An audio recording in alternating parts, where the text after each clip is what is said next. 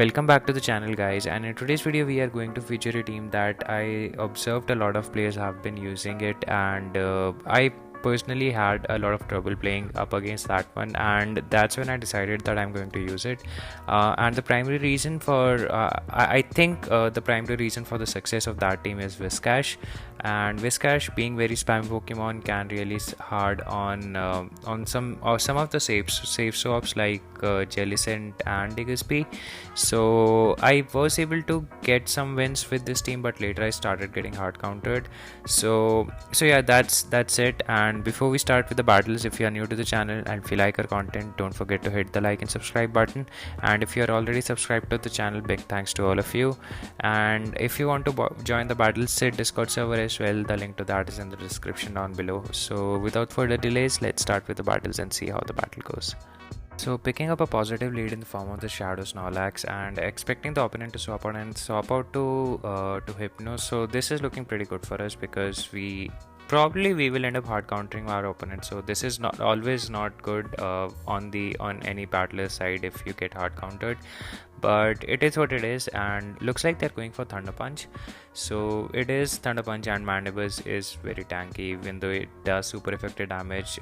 The confusions are not doing anything basically, and Thunder Punch is it chunks eventually, but not enough because we do really have a great answer. And I am over farming by a bunch because I know that if they decide to let go of Hypno, I want to have some energy. And now they surprisingly they shield and then lose the switch advantage as well. Maybe they realize that they need to let go of Snorlax, and maybe they can come with Hypno and farm. So let's see if this is what they decide to do. It is what they do, but Hypno is low enough, and we take this Thunder Punch at this point of time and let go of Machamp because Machamp has done its job. And at this point I'm looking to completely farm down even if I have to invest a shield because yeah, it's a very strong play. And energy on Mandibuzz, it's not that dangerous, but up against something like Grand Bull, definitely it will help because we need to start pressuring that shield. And I bank one extra air slash just in case, aerial ace just in case WHISCASH goes down to the charms. So going for this mud bomb, and my WHISCASH is not very good PvP IV. This is the one which I made a while back, and I don't really want to make another one. So yeah, I think WHISCASH took out the Grand Bull faster than I could finish that sentence. So yeah, GG's. Moving on to the next one, picking up a horrible lead, and I save so up to Mandibuzz. And since Mandibuzz is running Snarl, it's not a good matchup up against the Obstagoon. But if we were running A slash, that would have been quite slightly better. The Mandibuzz get a chance to win this matchup in the even shields. So Obstagoon will start spamming those cross shops, but Aerial Ace is a terrible move. Even though it does neutral damage, it's basically useless.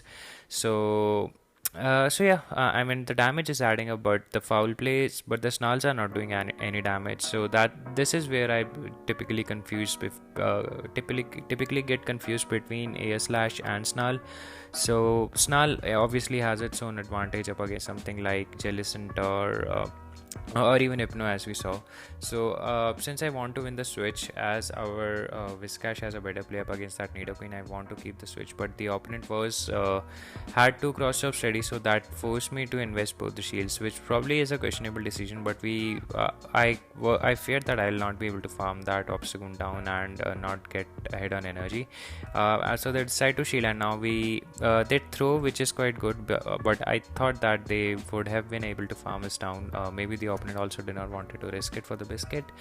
So I come in with WHISCASH because anyway I want to get ahead on energy, and in comes their own Mandibuzz, which is not good, and they are running A slash version, so I cannot really swap to Machamp as well to catch on a charge move or something like that. But I tried to catch on a foul play there, but opponent was smart and did not throw right away. So expecting this to be Aerial Ace, and if it's an Aerial Ace, it's basically game up. So I come in with so they come in with Nidoqueen, and I go for this Rock Slide, and I just hope that Rock Slide along with the Mud Bomb damage is enough to take them out.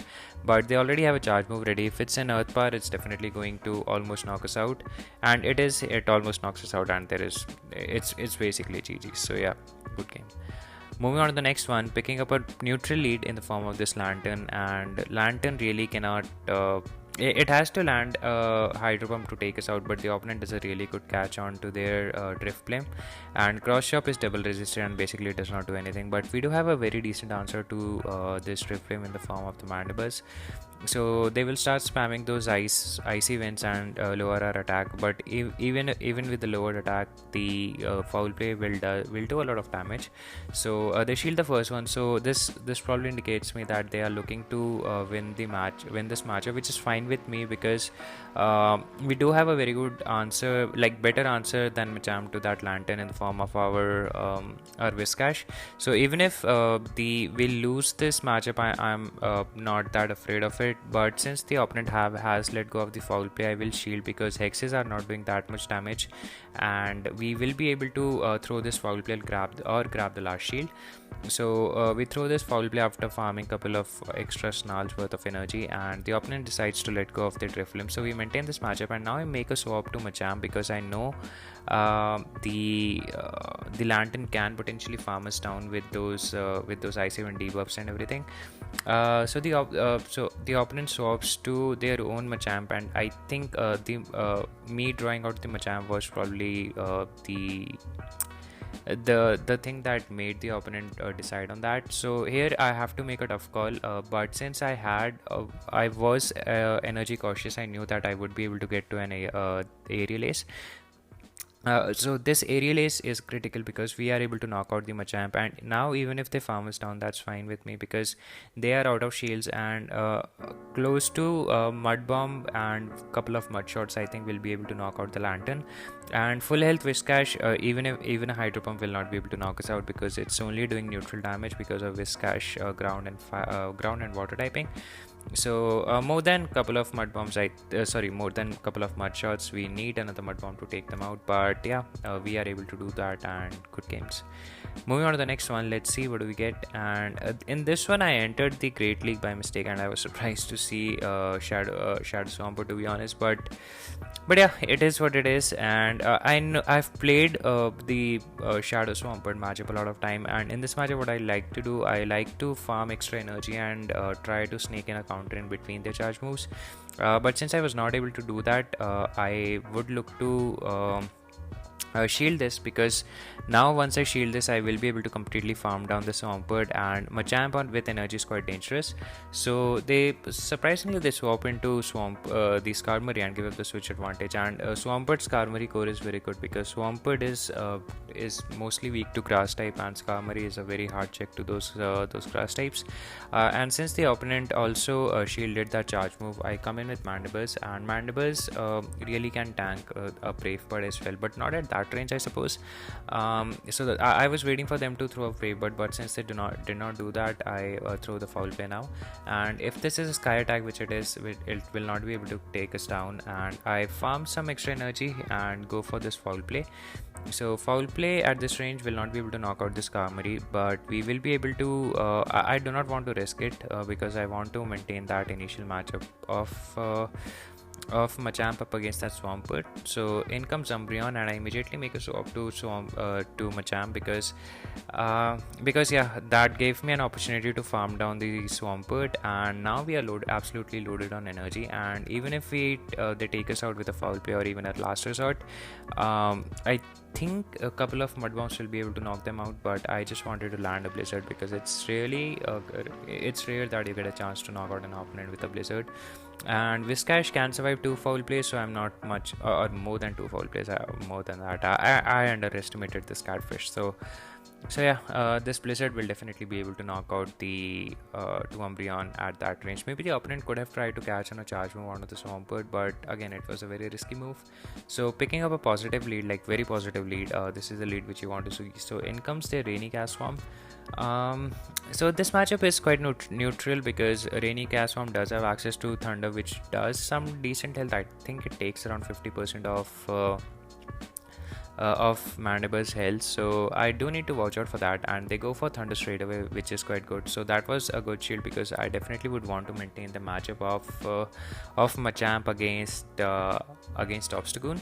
So we go for this foul play. This does some decent health, decent damage, but the Rainy Castform is also quite a bulky Pokemon. So I need to make a call if it's a Weather Ball or a Thunder. It ends up being a Thunder, which is quite good for us because let's see if we are able to beat them to the next charge move. And I am overfarming. This is most likely a Weather Ball. It was too soon to be a Thunder. So they go for a Weather Ball, and now we go for this foul play. But with this, I think we have risked Mandibus to be in the farm down slot for Obstagoon. So this is not quite looking good because Obstagoon with energy, I think they will be able to farm at least up to a Night Slash or a Cross Chop. So this will be quite bad if they have, although we have managed to retain the switch, but it will depend on what third Pokemon they will have in the back. So Obstagoon is farming a bunch of energy, so expecting them to throw a Cross Chop and bail, or they might even go for a double Cross Chop because they can or they definitely have that much energy. So yeah, over farming on Mandibus proved to be very dangerous for us, and in comes this Nidoqueen, and we need to land a like Mud Bomb should be able to take them out, and Obstagoon is in that range, so they go for Earth Power. And this is not looking good because again we are letting Obstagoon to farm us down, and Obstagoon with energy, again it's very dangerous. So or like Whiskash will not be even alive to see that. So yeah, again terrible plays made in this particular game, and kudos to the opponent for playing it so well. So yeah, overfarming definitely costed me that game, and which should have been a comfortable win. It was my opponent was technically RPS there, so yeah, again bad play from my side. And that's it for this video, guys. If you enjoyed watching this one, don't forget to hit the like and subscribe button. Until next time, peace.